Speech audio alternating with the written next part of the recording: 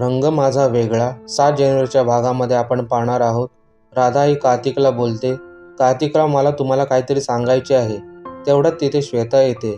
श्वेता राधाईला म्हणते, मामा काय बोलत आहेस तू? तर राधाई मध्येच थांबते. तर इकडे कार्तिक आणि दीपाच्या लग्नाची तयारी चालू असते. तेवढ्यात तिथे इन्स्पेक्टर साहेब येतात. तेव्हा सौंदर्या इन्स्पेक्टर साहेबांना विचारते, काय झाले इन्स्पेक्टर साहेब? इन्स्पेक्टर साहेब सौंदर्याला म्हणतात, आयशा जेलमधून पळाल्या आहेत.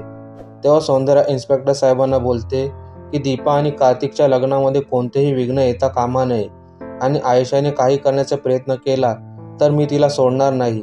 हे ऐकून आयशा अतिशय घाबरते आणि तिच्या हातून ग्लास खाली पडतो.